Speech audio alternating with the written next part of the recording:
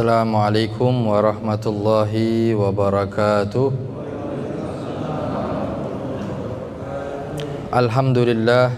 Alhamdulillahilladzi bi ni'matihi tatimmus salihat wa tanzilul barakat wa tanhamirus sahaibur rahamat bihawami'in nafahat wal ataya wassilat. Wa ashhadu an la ilaha illallah wahdahu la syarika lah alimul khafiyat subhanahu adimi sultani qadimul ihsan kulla yawmin huwa fi syan. Wa ashhadu anna sayyidana Muhammadan abduhu wa rasuluh sayyiduna wa habibuna wa maulana Muhammadin wa ala alihi wa sahbihi wa sallam ajma'in, amma ba'd. Rabbi israh li sadri wa yassir li amri wahlul 'uqdatam min lisani yafqahu qawli. Subhanaka la ilma lana illa ma 'allamtana innaka antal alimul hakim. Nawaitu ta'alluma wa ta'lima wal ifadata wal istifadata wat tadhakkur wat tadhkir wan naf'a wal intifa' wal hatha ala tamassuki bi kitabillahi wa sunnati rasulihi ibtigha wajhihi wa mardatihi wa qurbihi minallahi ta'ala. Hadirin hadirat jamaah Masjid Raya, semoga Allah subhanahu wa ta'ala senantiasa memberikan taufik dan hidayahnya kepada kita, dilancarkan segala urusan kita, diberikan istiqamah oleh Allah subhanahu wa ta'ala, dan diwafatkan dalam keadaan husnul khatimah. Amin ya rabbal alamin.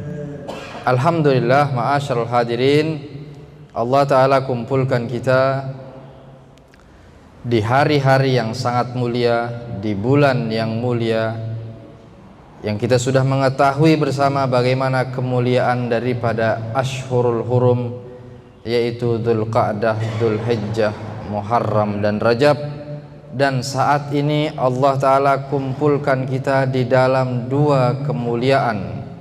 Kemuliaan di bulan Ashhurul Hurum, yaitu Dzulhijjah, dan kemuliaan kedua Allah kumpulkan kita di salah satu hari-hari 10 hari pertama dari bulan Dzulhijjah. Laqad adallat alaina basyairul khair biqudumi mawasimil khair, fama a'zama hadhil layali wa ma afdala hadhil ayyam allati yafidu fiha wafdullahi min kulli fajjin amik ila baitihil haram. Yaitu berbagai macam kemuliaan yang Allah Ta'ala berikan kepada kita di saat ini. Dengan datangnya bulan yang sangat mulia, maka alangkah agungnya hari-hari ini, di mana pada saat ini umat muslim semua berbondong-bondong datang ke Baitullah hanya mengharapkan ridhonya Allah, ridhonya Nabi Muhammad, dan demi menjalankan syariat-syariat Ar-Rasul sallallahu alaihi wasallam, yaitu saudara-saudara kita yang sedang menunaikan ibadah haji. Dan apa yang mereka lakukan di sana, liyashhadu manafi'a lahum wa yadhkuru ismallahi fi ayyamin ma'lumat wa hiya hadhil ayyamul 'ashr allati aqsamallahu azza wa jalla biha fi kitabihil aziz fi suratil fajr. Yang mana para hadirin, para jamaah yang berangkat menunaikan ibadah haji, mereka menyaksikan kebesaran-kebesaran Allah subhanahu wa ta'ala, dan mereka juga membaca zikir, membaca talbiyah, memperbanyak ibadah di hari-hari 10 hari pertama daripada bulan Dzulhijjah ini, yang Allah Ta'ala bersumpah dengan hari-hari ini yang ada di surat Al-Fajr, yaitu yang Allah katakan, a'udzubillahi minasyaitonirrajim, Bismillahirrahmanirrahim. Wal fajri walayalin ashr. Dan Allah Ta'ala bersumpah demi waktu fajar dan demi 10 hari pertama. Nah, di sini malam-malam hari 10 hari pertama. Para ulama sepakat, para mufassir, yaitu 10 hari pertama daripada bulan Dzulhijjah. Yang ini dikuatkan oleh Nabi Muhammad sallallahu alaihi wasallam. An Ibnu Abbas radhiyallahu anhuma qala Rasulullah sallallahu alaihi wasallam, "Ma min ayyamin al-amalu salihu fiha ahabbu ila Allah ta'ala min hadhil ayyam." Tidaklah ada hari-hari yang kita beramal soleh di dalamnya yang paling disukai oleh Allah Ta'ala melebihi daripada hari-hari ini. Jadi sepanjang tahun yang paling mulia adalah Asyurul Hurum. Kemudian kemuliaan lagi adalah 10 hari pertama dari bulan Dzulhijjah ini, yakni ayyam ashr Dzulhijjah.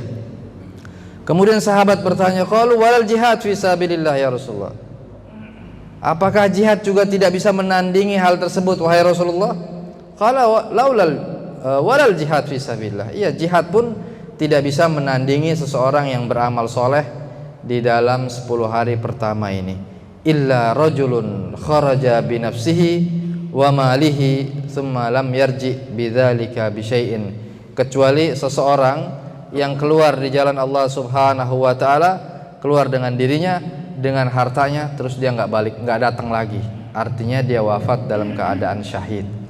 Itulah baru mereka bisa menandingi seseorang yang beramal soleh di 10 hari pertama dari bulan Dzulhijjah ini. Dan alhamdulillah Allah Ta'ala saat pada tahun ini Allah Ta'ala mungkin sebagian tidak berikan kesempatan belum berangkat haji. Mungkin ada juga di sini yang sudah berangkat haji. Tapi Allah Ta'ala berikan kemuliaan pada kita bisa di pagi ini bisa melakukan amaliyah yang baik, ya, bisa beraktivitas dari mulai qabl fajar sampai isyraq, bisa melakukan amaliyah yang baik, yang pahalanya pun hajah tamah. Itu pahala bagi orang yang memakmurkan, mengisi waktunya dari fajar sampai isyraq. Kata Nabi, pahalanya adalah seperti haji sempurna, haji yang sempurna. Jadi nggak usah sedih yang belum ditakdirkan berangkat ibadah haji, kita masih bisa punya alternatif lain. Ya, jadi Nabi Muhammad itu selalu kasih solusi. Dia nggak bisa melakukan ini loh, jangan sampai nggak melakukan ini. Ya, kita nggak bisa tahajud, paling tidak apa kata Nabi? Salat isya, salat subuh berjamaah. Bisa. Nggak bisa sodakoh dengan uang. Al kalimatut thayyibah sodakoh. Kalimat yang baik ini sodakoh. Senyum sama orang muslim sodakoh. Tumitul adza anit thoriq sodakoh. Ada hal yang membahayakan di jalanan, kita singkirkan, sodakoh. Artinya kalau kita mau baca lebih dalam lagi hadis-hadis Rasulullah sallallahu alaihi wasallam dan kitab-kitab itu, Nabi Muhammad selalu memberikan solusi kepada umatnya. Karena Nabi pernah diprotes dulu. Ya. Pernah ditanya sama sahabatnya, "Ya Rasulullah, itu orang kaya enak. Dia bisa bersedekah dengan segala macam bentuknya. Terus sedangkan kami nggak bisa apa-apa." Lalu Nabi memberi solusi tadi, kalimat thayyibah, tumitul adza anit thariq, kemudian menggerakkan sendi-sendi kita olahraga dengan mensyukuri nikmat Allah. Ini adalah bagian daripada sedekah, ya.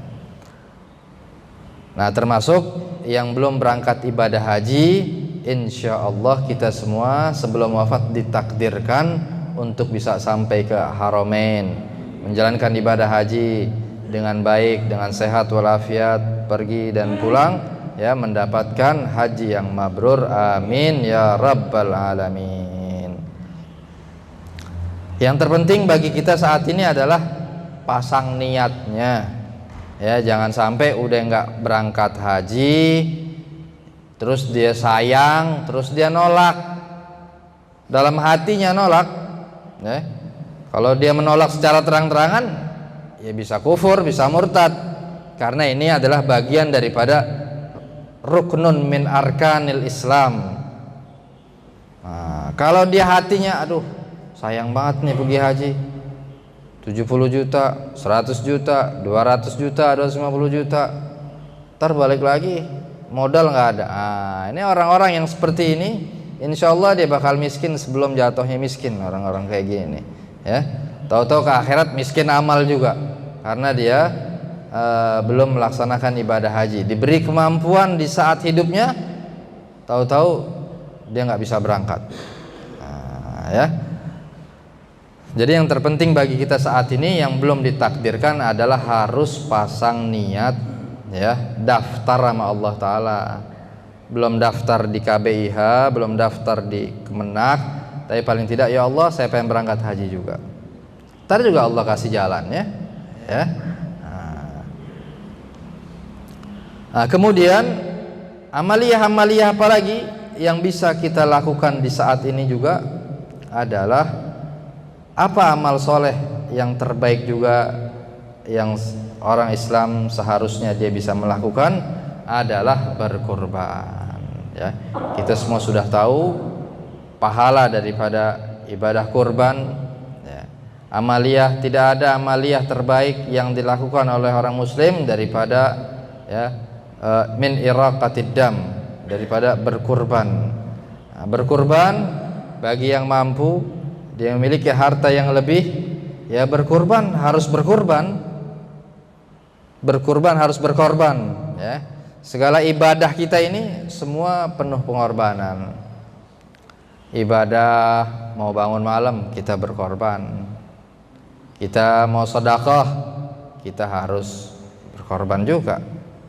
Ya, kita mau baik sama orang lain, kita mementingkan orang lain, itu pada hakikatnya amaliyah ibadah semua dilakukan harus berjuang, berkorban untuk bisa terselesaikannya ibadah tadi.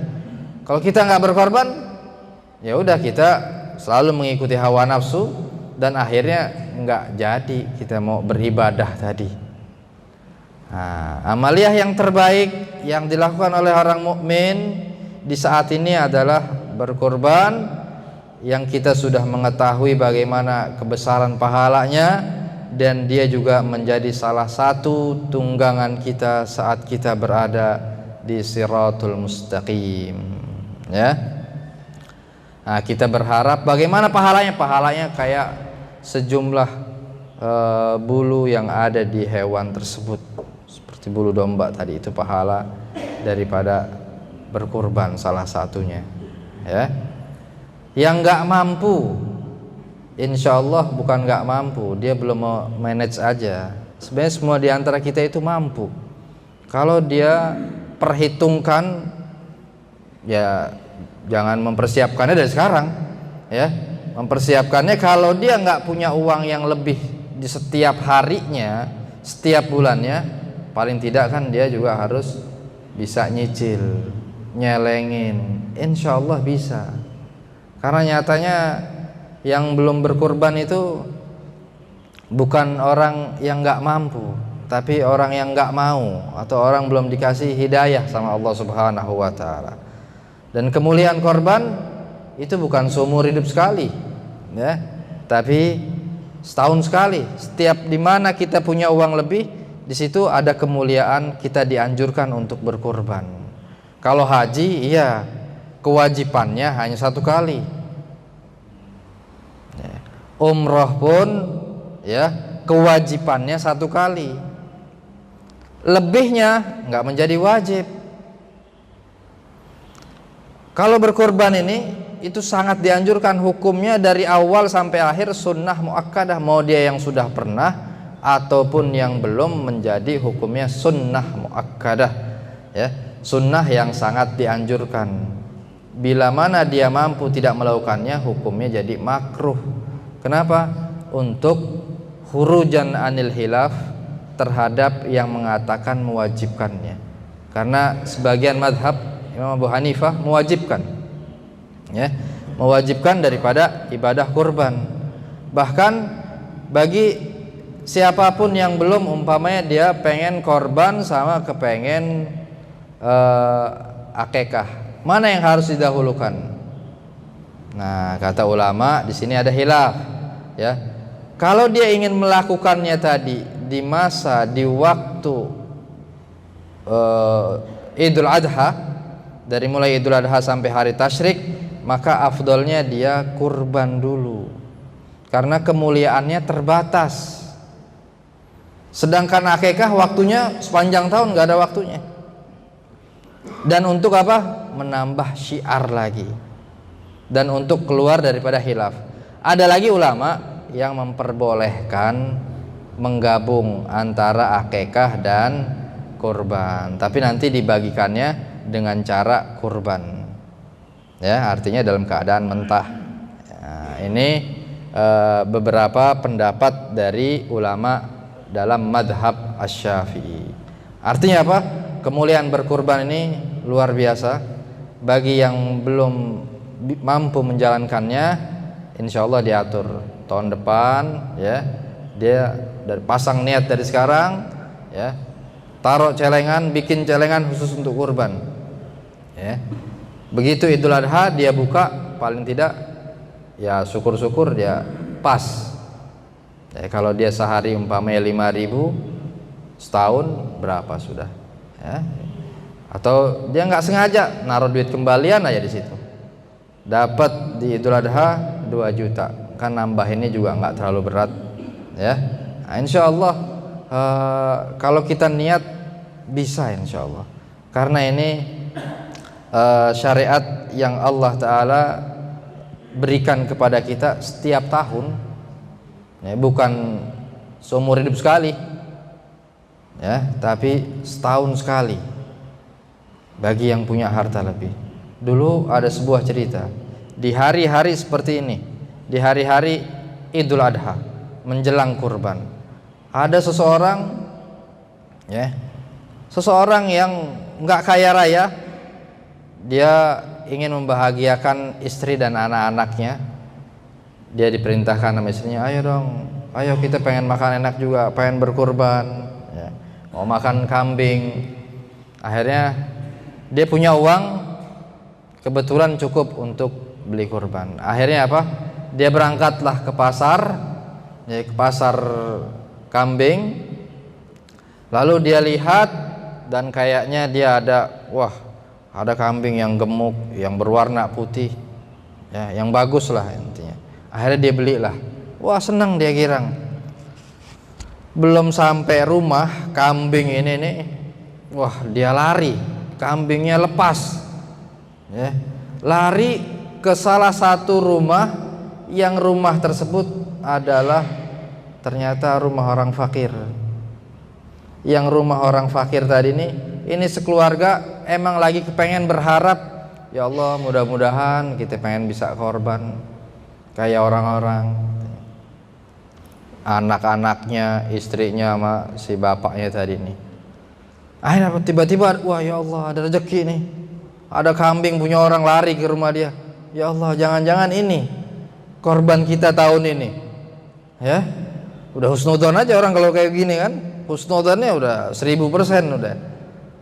Jangan-jangan ini malaikat yang ngirim nih, padahal punya orang, ya. Ini kambingnya kegedean, iketannya kecil, kaburlah dia. Akhirnya si orang yang membeli tadi nih, begitu dia ngelihat kambingnya kabur ke rumah orang tadi, ya Allah, dia nggak tega. Ada rasa, ya Allah, ini orang fakir yang lebih fakir dari dia. Berharap semua pada girang nih, anak-anaknya, ya Allah, ini kambing kita, kambing kurban kita. Akhirnya apa? Ini orang yang beli tadi nih, dia nggak tega, ya Allah, dia nggak tega mutusin kebahagiaan anak-anak kecil tadi nih. Ya Allah, udah bismillah dah, ini saya sedekahkan kepada orang tadi nih, kepada keluarga ini tadi. Nggak diambil kambingnya, pulang ke rumah. Apa yang terjadi? Ya diomelin sama bininya.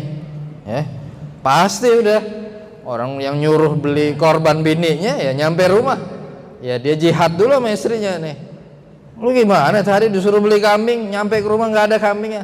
Masya Allah, udah mah tenang aja ya. Tadi dia cerita lah, ya udah pokoknya nggak mau tahu, ya tetap nggak mau tahu ya. Seorang ibu, seorang istri tadi, pokoknya kita tahun ini harus korban aja, harus beli kambing juga. Ya udah. Begitu hari kedua, ya hari kedua dia ke pasar kambing lagi, dia lihat-lihat, duit udah nggak ada nih, duit udah nggak ada.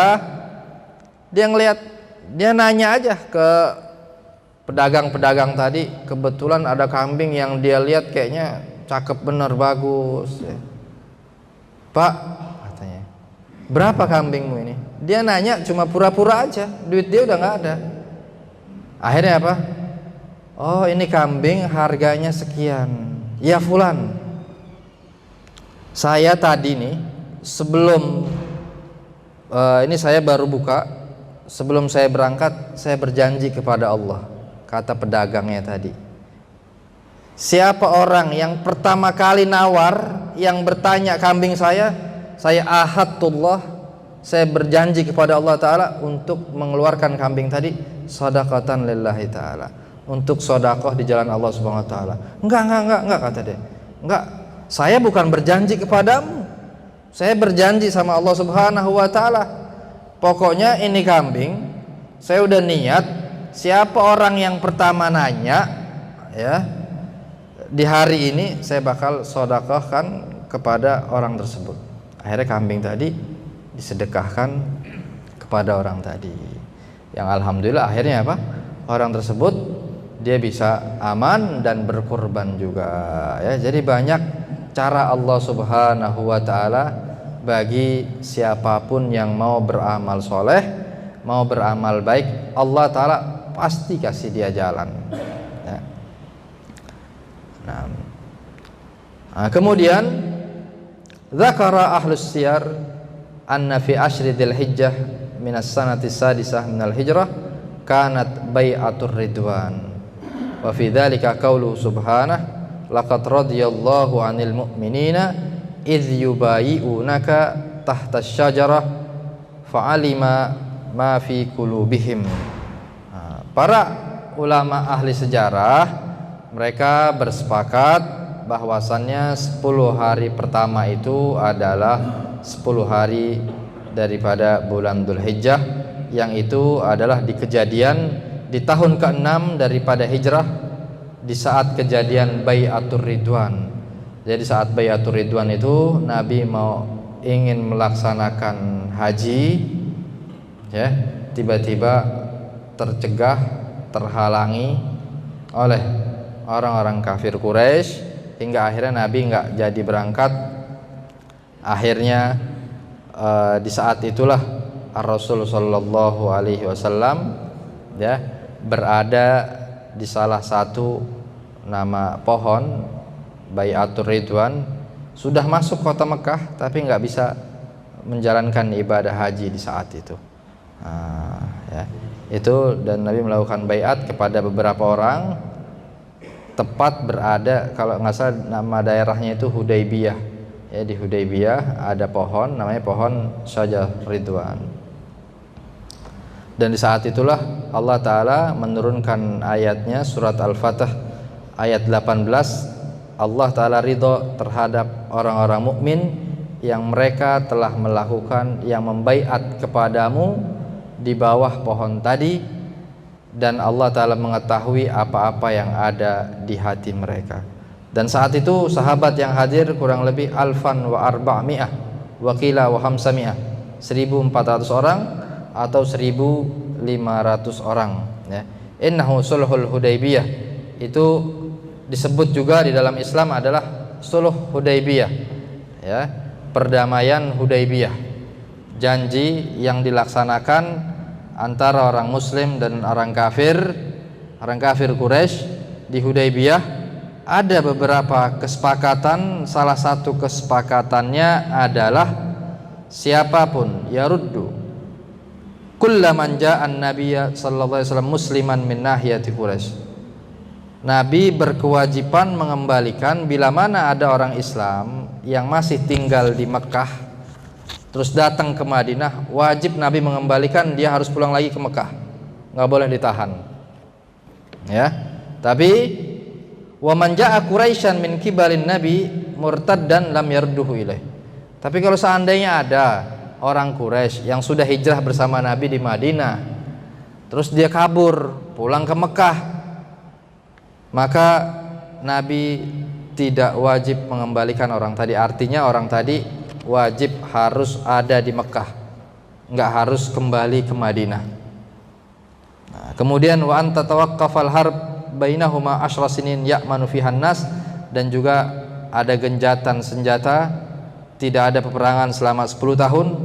Wa an la yadkhulan nabi sallallahu alaihi wasallam awil muslimun Makkah hadhihi sanah, dan Nabi tidak diizinkan untuk masuk Mekah di tahun itu, dan juga orang-orang muslim, akan tapi suruh kembalinya suruh tahun depan. Ini salah satu syaratnya merugikan orang Islam. Apa yang merugikan orang Islam? Secara zahir merugikan orang Islam, karena setelah ada perjanjian ini Sayyidina Umar nggak terima langsung. Di mana sisi merugikannya? Sisi merugikannya adalah bila mana ada orang Mekah yang sudah masuk Islam terus ke Madinah, maka Nabi wajib mengembalikan orang tadi pulang ke Mekah, nggak boleh berada tinggal di Madinah. Nah, di saat itu umat Islam nggak ada yang setuju dengan syarat ini. Akhirnya apa kata Nabi? Nanti hikmahnya juga kalian bakal tahu, dan Nabi menjelaskan hikmahnya. Hikmahnya apa? Hikmahnya akhirnya orang yang sudah masuk Islam tapi dia masih tinggal di Mekah, terus dia ke Madinah, nggak boleh tinggal di Madinah dan wajib kembali ke Mekah.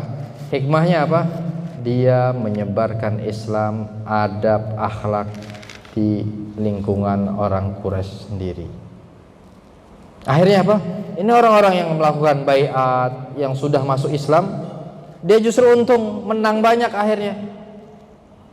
Karena para sahabat ini hanya melihat dari segi zahir yang dia lihat hanya saat itu aja. Tapi kan Nabi Muhammad seorang nabi, dia punya pandangan sampai hari kiamat. Nabi itu pandangannya jauh, nggak hanya nyampe tahun depan. Nabi berpikir gini, ya biarin, nggak apa-apa, itu orang Islam yang sudah masuk Islam nggak boleh ke Madinah, biarin tinggal di Mekah. Akhirnya apa? Orang Quraisy mulai melihat bagaimana akhlak dan adab orang-orang Islam ini. Subhanallah, ini orang begitu masuk Islam kok dia langsung baik, kalimatnya ditata, ucapannya ditata, rapi, perilakunya, segala macamnya. Akhirnya orang-orang Quraisy ini yang dulu mereka mungkin mabuk bareng, dia melakukan hal-hal jahiliyah yang lama, itu begitu masuk Islam dia terkagum. Masya Allah, orang yang dekat Nabi Muhammad ini kok langsung baik, akhlaknya, jiwanya, semuanya. Akhirnya mereka ada rasa simpati, ada rasa penasaran. Akhirnya apa? Diem-diem mereka jatuh cinta dengan Islam. Itu orang kafir Quraisy yang di Mekah pada saat itu, semua tuh merhatiin orang Islam yang sudah masuk Islam. Ya, merhatiin, belajar, bertanya kepada mereka. Ya, kan aman juga, nggak bakal ada yang dizalimin karena udah kesepakatan. Nggak boleh ada hal yang, nggak ada saling membunuh. Peperangan ditutup selama 10 tahun. Ya. Nah, mungkin yang merugikannya adalah Nabi nggak boleh, udah nyampe Mekah, akhirnya nggak boleh pergi haji, nggak boleh melaksanakan ibadah haji di saat itu. Ini yang merugikan orang Islam. Tapi akhirnya apa? Akhirnya kita tahu itu dari kejadian tahun ke-6 Hijriah. Tahun ke-8 waktu Fathu Mekah di bulan Ramadan, kurang lebih di tanggal 20, apa yang terjadi? mayoritas penduduk Makkah kafir Quraisy itu semua masuk Islam. Ya, hanya 12 orang saja yang tidak dimaafkan sama Nabi, yang dia dibunuh sama Ar-Rasul sallallahu alaihi wasallam. Nah, ini artinya adalah buah hasil daripada berdakwah. Ya. Jadi kalau berdakwah itu, keinginan kita itu kadang-kadang nggak bisa mau langsung cepat. Nabi Muhammad itu mulai berdakwah di Mekah dari tahun berapa? Dari usia beliau 40 tahun. Saat beliau indal bi'sah, menerima risalah. Ya, 40 tahun. Berapa tahun Nabi tinggal di kota Mekah? 13 tahun. Sampai umur beliau 53 tahun. Dari 40 sampai 53. Kalau kita mau hitung, kalau kita mau sensus, berkembang apa enggak dakwahnya Nabi di Mekah? Enggak berkembang waktu di Mekah. Sedikit pengikutnya. 3 tahun pertama Nabi dakwah sembunyi-sembunyi. Habis itu Nabi dakwah jiharon, Nabi dakwah secara terang-terangan.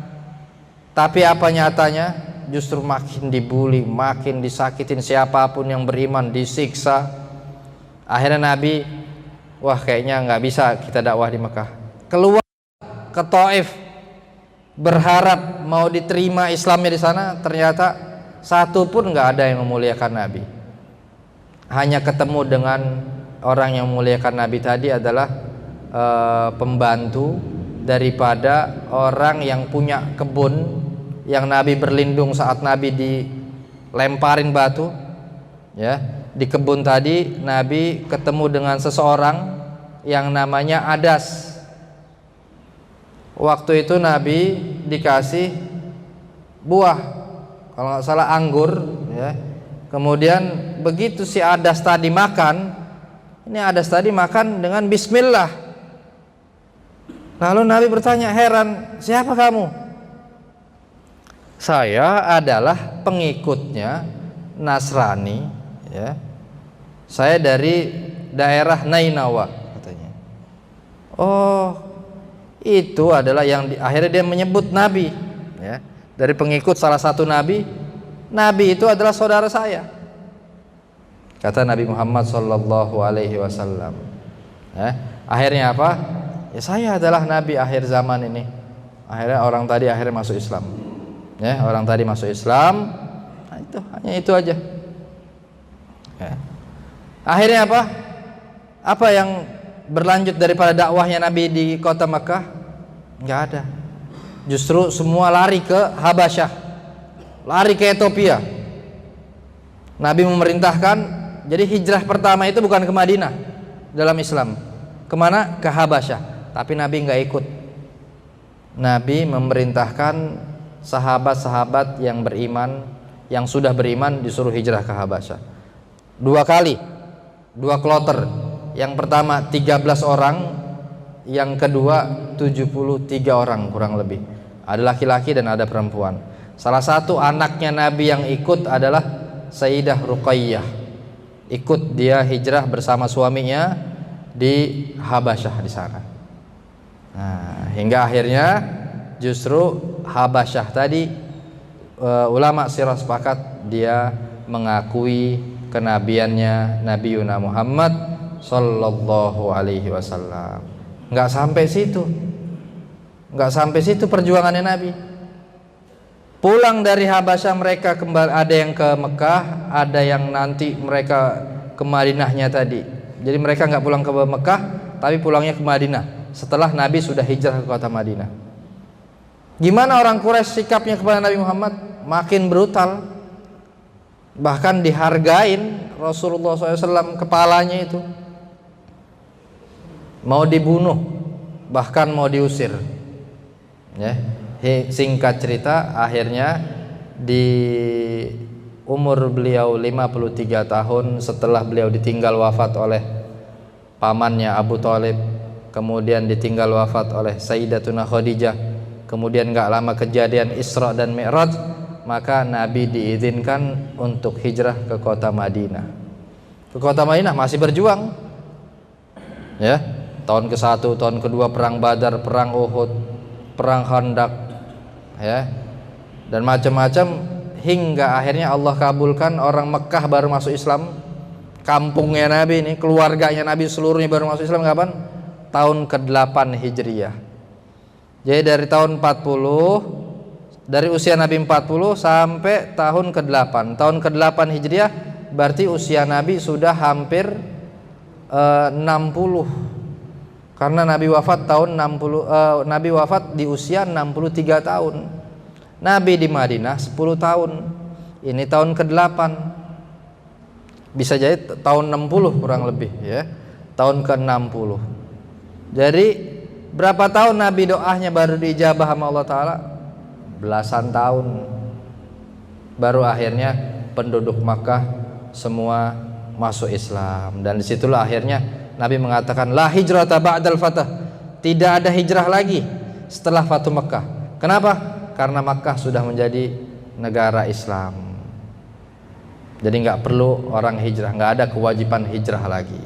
Orang sudah merasa aman hidup di kota suci Makkatul Mukarramah. Dari sini kita bisa belajar, artinya semua yang kita minta kepada Allah Subhanahu wa Ta'ala, ada yang Allah kabulkan sekilat mungkin, atau bahkan ada yang nggak kita minta Allah kabulkan terus.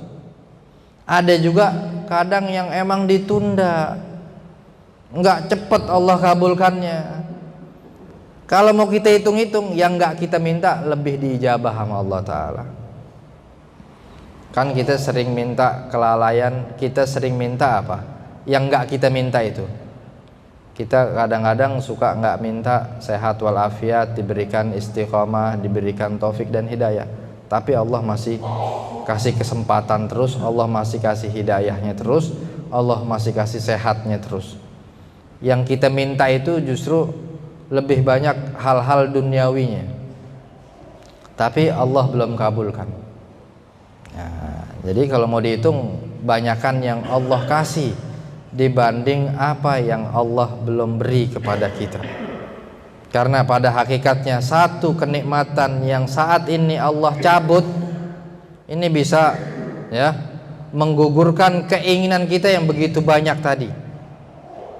Kenikmatan mata, kenikmatan kaki yang Allah Ta'ala berikan masih bisa bergerak, kenikmatan tangan, kenikmatan daripada anggota tubuh yang berfungsi dengan baik, yang bisa merasakan segalanya, yang kita tidak begitu detail memintanya kepada Allah, bahkan kita tidak meminta, tapi Allah Ta'ala setiap bangun tidur masih mengembalikan apa-apa yang ada di anggota badan kita ini.